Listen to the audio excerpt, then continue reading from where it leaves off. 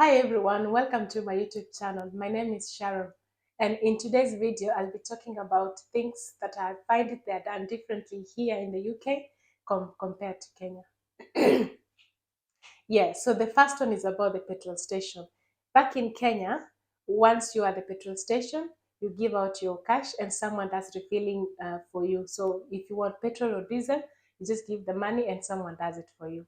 But here in UK, at the petrol station, no one does it. You have to do it for yourself. So you just get out of your car, refill, and then you do the payment. Payment can be done at the machine, or you go into the shop and pay.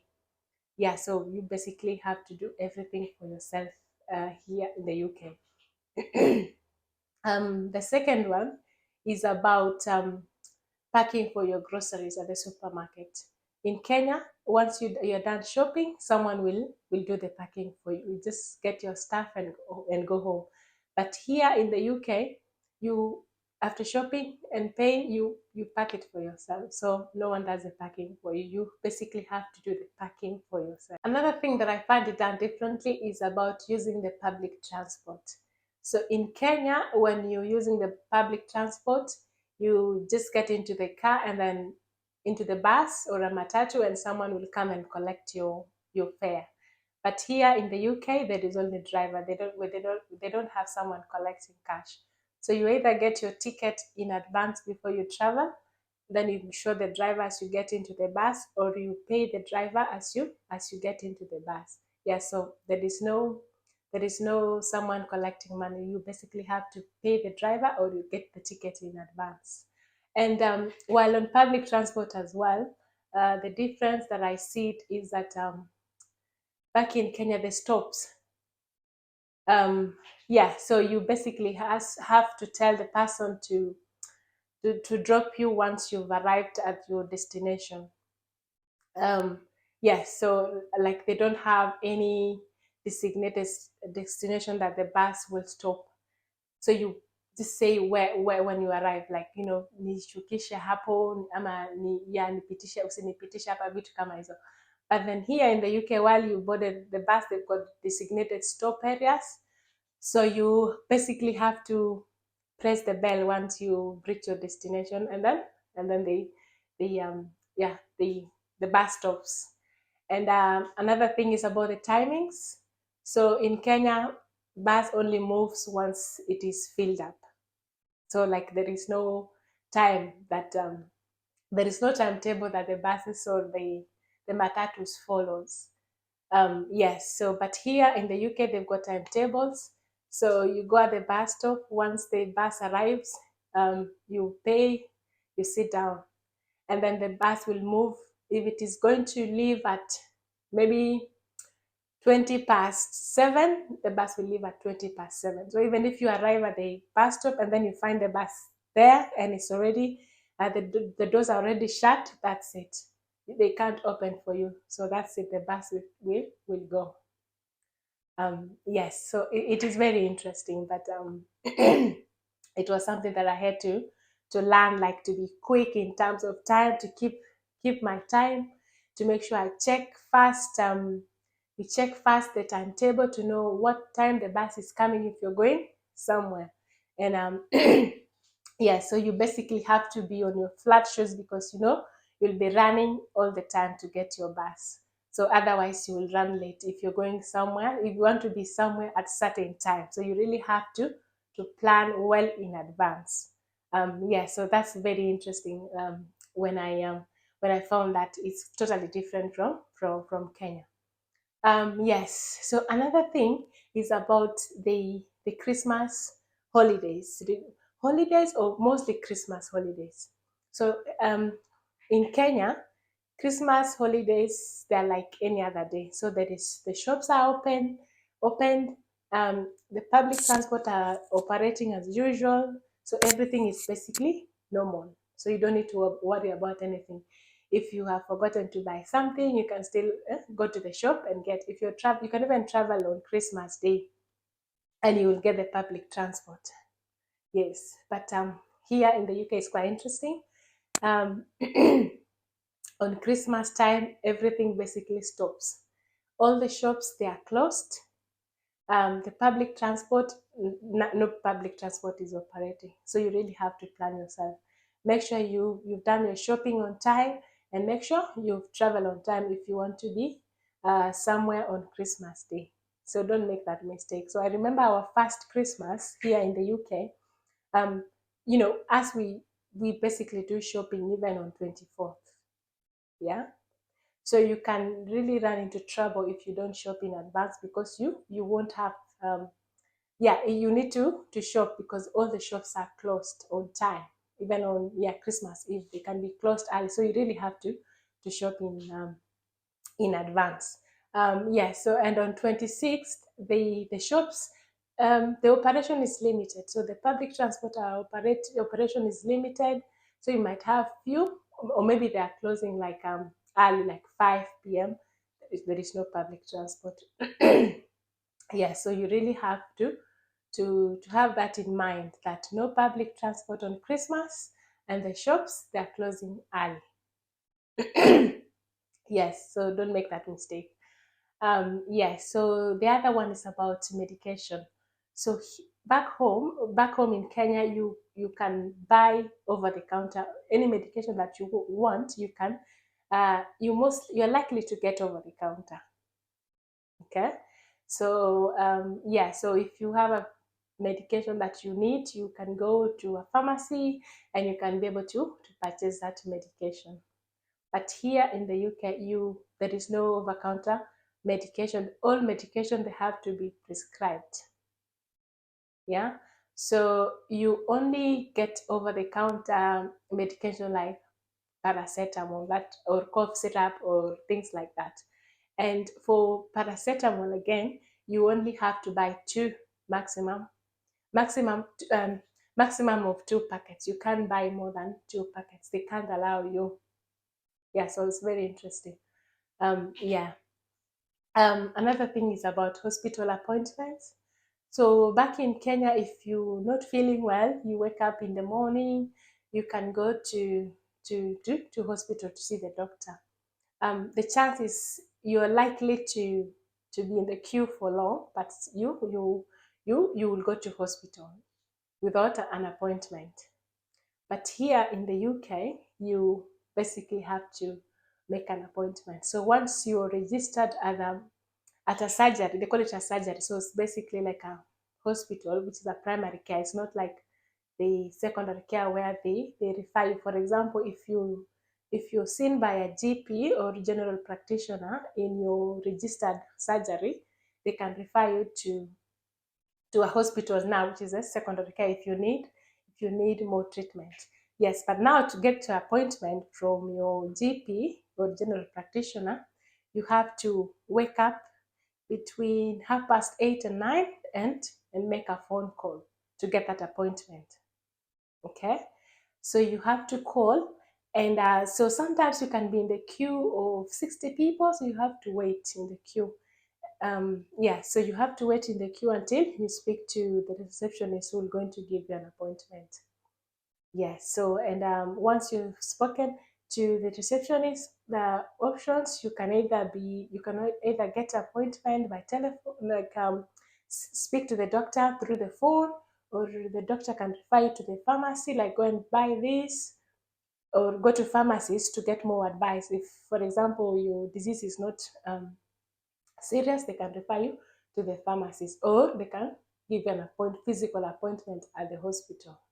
Another thing that I find it done differently here is about when you want to open your bank account. In Kenya, you basically need your national identification card, or ID, and that's it. You can open an account and the bank account.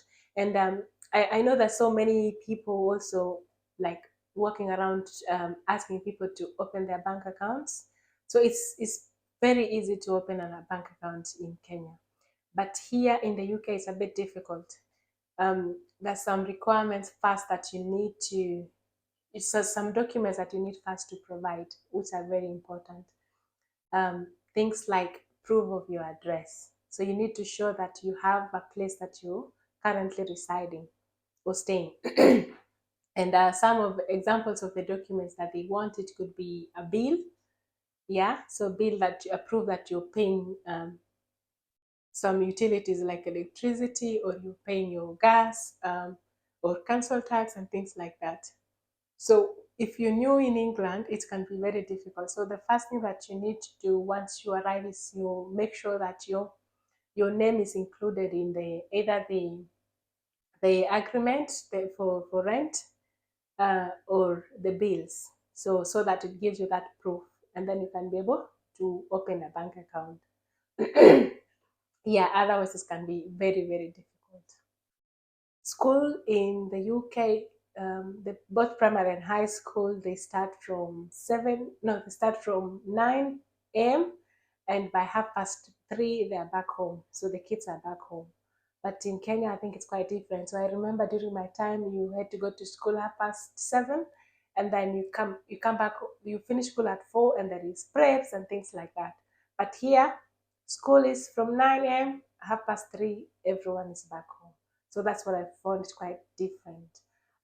Yeah, so another thing I found different is regarding the way they communicate, about their communication styles. Yeah, so I'll give you an example, because the way they say things, you might interpret it differently. Yeah, so I'll give you an example. For example, or let me start from Kenya, for example. If you want to tell someone to come, unasema come here or kuja hapa, and someone will know that you're telling the person to go, or maybe stand up, or it's things like that. Yeah. But here in the UK, they don't say that. They can use a word like, do you want to stand up? Or do you want to come here? Things like that. So you might think that it's a question, yeah. But then it's they're basically saying come here or stand up. Yeah. So when I first came here, I used to wonder what that means. Like, do you want to come here? Do you want to do this? Things like that. So yeah, so it's good to know that they basically telling you in a polite way, like, do this. Okay. Yeah. And what I wanted to say, I've forgotten what I wanted to say about communication style as well. Yeah, another thing is that I found it different. The word sorry. So for me, when I grew up knowing that sorry, you just use, for example, if someone falls down, you tell that person, oh, sorry. Okay. But here in the UK, people use the word sorry when it is their fault. I don't know if that makes sense. So, for example, if someone does something wrong, so if someone wronged you or someone makes something that you didn't like, they say, "I'm sorry" or "sorry." But if it's not their fault, they don't like. There's no way of saying sorry. For example, if you fall down, um, someone from I would tell you when I first came here, I would say sorry. But then here they will tell you, "Oh, are you okay? Are you okay?" Things like that. Can I help you? Do you need help? Yeah, things like that. So yeah, but for me, I used to say sorry. So they use their word sorry differently. Oh yeah, I've remembered now what I wanted to say. Things like when like, I think they want to kind of give you a choice, so that you don't feel obligated to do. So for example, you can ask them. They can tell you, or maybe if you want to do something, let's say you are at work and you say, oh, can I do this? So for them, I think they can tell you, you can do it if you want. So for me, I used to find it difficult. Like, I used to think, when someone say if you want, it's like unaweza, if you translate it in Swahili, it means you can do it, unaweza fanya ukipenda ukitaka, kitu kama hiyo. So it used to be a bit, yeah, for me it used to come out as no. Yeah, the way I'm used to it is kind of not a polite word, but here it uses it to, I think it's a way of giving you a choice. Like, you don't feel obligated, you don't really have to, but you can do it if you want. Okay. Yeah, so I think for me, I found it so difficult. Yeah, I couldn't understand what they meant. Yeah, but basically I think they want to give you a choice.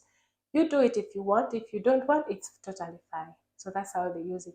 They say, oh, do it if you want, or maybe you can come to my house tomorrow if you want. You can do that if you want. Okay. Yeah. And another thing that it was quite different, I found it different when I first came here, is that people tend to mind their own business. So, for example, if you get into the train, you can find that it's really filled up, but no one is talking. Everyone is quiet. People are on their phones, they're busy on their phones. And you're like, oh, yeah, yeah. So you just wonder what is happening. But I think in Kenya, people are just talking. You can even go and say hello to the person. You just meet the person and you just shout hello, or even if you don't know the person. But here it's quite different. People are quite more them. Yeah, people are focused. They do what they want to do. They keep quiet. They just on their phone. So that for me it was quite different. Yes. So another thing they do is that they smile if they meet you on the streets for the first time. If yeah, they do smile. It's a natural smile, and I'll show what that smile looks like. Quite interesting. Um, so if you going this way and so they're coming this way, people, so someone just like, so yeah, so for me, I used to think, oh, maybe they've seen me somewhere, or things like that. But I think they basically smile to acknowledge, like to acknowledge that they've seen you, or to make you feel free. You know what I mean? Or maybe if you get into the bus and sit next to someone, so if you're coming like this, so they just look like things like that, like, or maybe you see someone seated on that side, like, yeah. So they basically smile to acknowledge. Yeah, so that's what I used to get confused, thinking maybe someone knows me. Yeah. So there are quite a lot of different things here compared to Kenya. But yes, you learn as you go. Yes. But I think what can I say? The bottom line is, like, all the things they do, they kind of trying to make you to be more independent, like packing yourself at the supermarket, refilling your gas at the petrol station.